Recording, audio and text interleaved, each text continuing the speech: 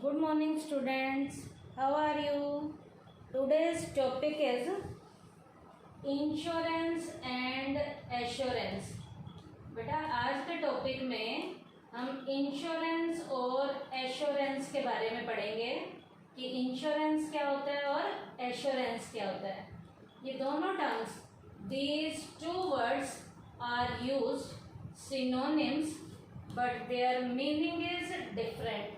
ये दोनों वर्ड जो हैं एक दूसरे के सिनोनिम की तरह लगते हैं, लेकिन ये सिनोनिम्स नहीं हैं। इन दोनों के मीनिंग अलग अलग हैं। देखने में एक जैसे लगते हैं, बोलने में भी थोड़े एक जैसे लगते हैं, लेकिन ये सिनोनिम्स नहीं हैं। इनके मीनिंग अलग हैं। यूज्ड हो सकते हैं सिनोनिम्स की तरह, लेकिन मीनिंग इनके क्या है, अलग है। The term assurance is used for life insurance policy. Its meaning is that policy holder is assured for receiving money from the insurance company। बेटा एश्योरेंस टर्म का यूज लाइफ इंश्योरेंस पॉलिसी में किया जाता है। एश्योरेंस का use life insurance policy में किया जाता है। इसका मतलब क्या है कि पॉलिसी होल्डर को यहाँ पर इस बात का विश्वास दिलाया जाता है कि मनी जो है, यहाँ पर मनी जो है वो इंश्योरेंस की कंपनी पे करेगी ही करेगी। यहाँ पर इंश्योरेंस की कंपनी क्या मनी पे करेगी ही करेगी। मनी पे करेगी का क्या मतलब है, यहाँ पर कंपनसेशन देगी ही देगी। This assurance is not only for his life. ये एश्योरेंस उसकी लाइफ तक ही नहीं है, but also when he is dead. जब उसकी मृत्यु भी हो जाती है तब तक भी ये एश्योरेंस दिया जाता है। इसका मतलब है बेटा लाइफ इंश्योरेंस में इंश्योरेंस की कंपनी कंपनसेशन देती ही देती है, और वो दोनों कंडीशन में देती है। क्या, जब हमारी पॉलिसी की डेट एक्सपायर्ड हो जाती है तो भी हमें कंपनसेशन दिया जाता है, और यदि डेट एक्सपायर्ड नहीं होती, डेट से पहले हमें कुछ हो जाता है, तो भी कंपनी कंपनसेशन देती ही देती है। तो ये टर्म क्या थी, एश्योरेंस। एश्योरेंस में कंपनी हमें इस बात का पक्का आश्वासन देती है, कंपनी हमें इस बात का पक्का आश्वासन देती है कि दोनों कंडीशन में जो कंपनी है वो इंश्योर्ड को कंपनसेशन देगी ही देगी। इसका मतलब यहाँ पर लाइफ इंश्योरेंस में सेफ्टी और इन्वेस्टमेंट दोनों पर्पस इन्वॉल्व होते हैं। और ये एश्योरेंस है क्या, assurance is used for life insurance policy. It's meaning is that policy holder is assured of receiving money from the insurance company. This assurance is not only for his life but also when he is dead।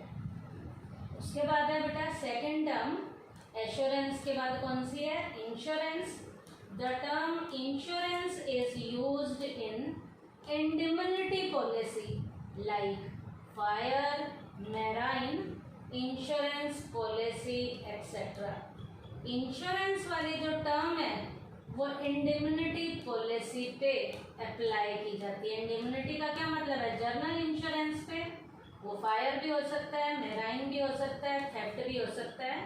Insurance here means that insurance company will pay the compensation to the insured only when there is some loss incurred by the insured. बेटा यहाँ insurance term का meaning क्या है कि insurance company compensation insured को तभी देगी जब इंश्योर्ड के साथ कोई घटना घटित होगी। घटना का घटित होना यहाँ जरूरी है। घटना घटित होगी तो कंपनी कंपनसेशन देगी। मान लीजिए फायर इंश्योरेंस कराया है तो आग का लगना जरूरी है। थेफ्ट का इंश्योरेंस कराया है तो चोरी होगी। मैराइन इंश्योरेंस में माल समुद्री यात्रा के दौरान खराब होगा, नष्ट होगा। तो यहाँ पर जो इंश्योरेंस टर्म का मतलब है कि इंश्योरेंस कंपनी इंश्योर्ड को कंपनसेशन तभी देगी जब कुछ लॉस होगा, नहीं तो इंश्योरेंस कंपनी यहाँ कंपनसेशन नहीं देगी, क्योंकि ये इंडेमनिटी पॉलिसी है। इंडेमनिटी पॉलिसी क्या होती है कि एक्चुअल में जो लॉस हुआ है वो सेफ्टी को कवर किया जाए। ये सेफ्टी पर्पस को कवर करता है, इन्वेस्टमेंट पर्पस को कवर नहीं करता। तो यहाँ पर इंश्योरेंस का मीनिंग क्या है?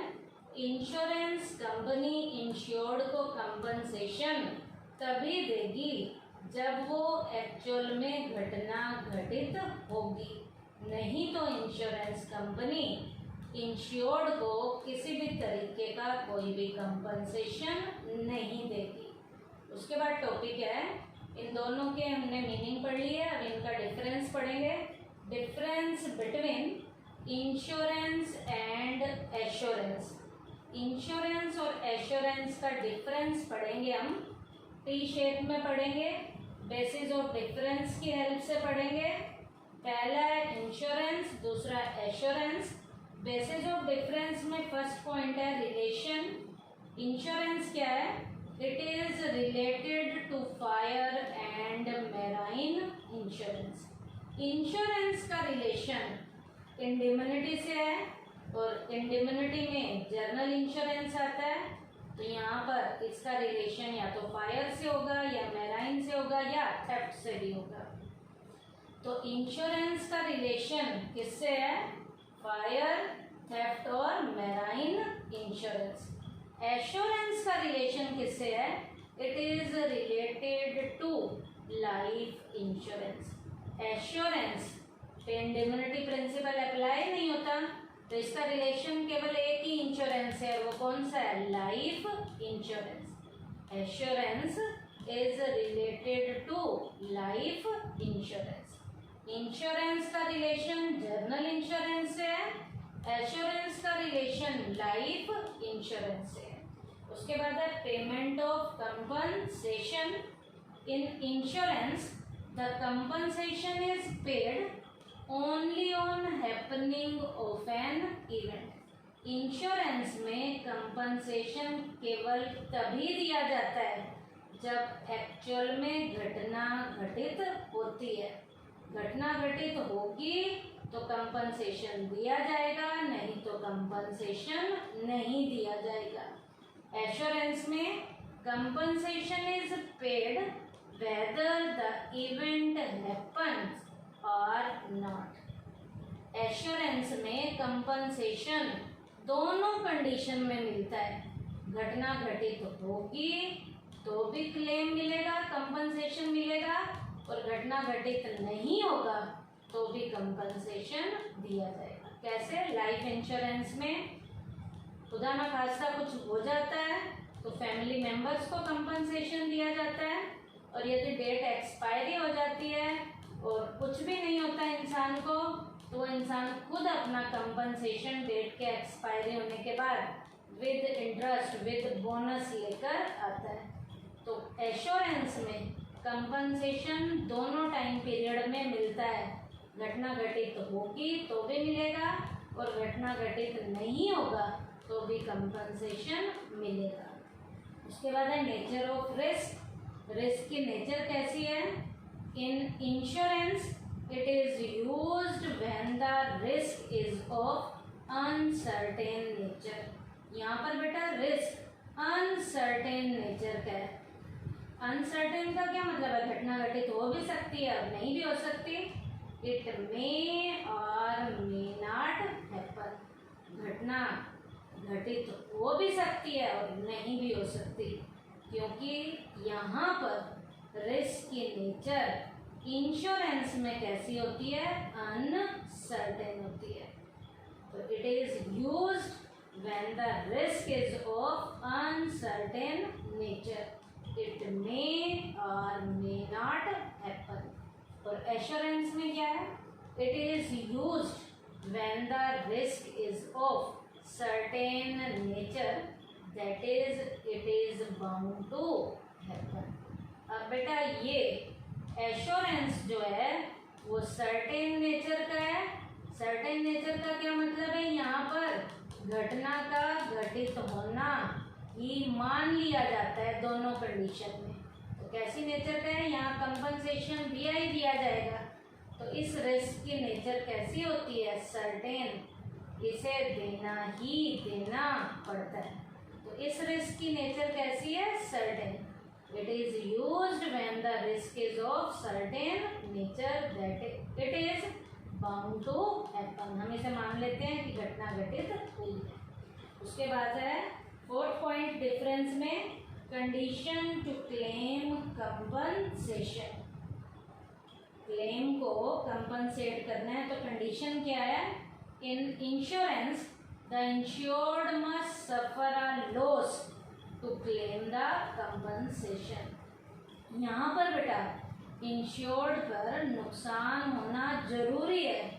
यदि नुकसान होगा, घटना घटित होगी तो ही कंपनसेशन दिया जाएगा, नहीं तो कंपनसेशन नहीं दिया जाएगा। तो ये क्या है, the insured must suffer a loss to claim the compensation. और उधर है हमारा एश्योरेंस में, the insurance company is bound to pay whether the insured suffer a loss or not. यहाँ इंश्योरेंस कंपनी कंपनसेशन देगी ही देगी, चाहे इंश्योर्ड के पास, इंश्योर्ड को उसकी घटना घटित हुई हो या ना हुई हो। तो यहाँ पर कंपनसेशन इंश्योर्ड को मिलता ही मिलता है, चाहे घटना घटित हो या घटना घटित ना हो। The insurance company is bound to pay whether the insured suffer a loss और नॉट। तो आज के टॉपिक में हमने क्या किया, इंश्योरेंस और एश्योरेंस टर्म का मीनिंग किया है, और इंश्योरेंस और एश्योरेंस का डिफरेंस हमने किया है। बेसिस ऑफ डिफरेंस की हेल्प से पॉइंट थे relation, payment of compensation, nature of risk, condition to claim compensation. Thank you बेटा।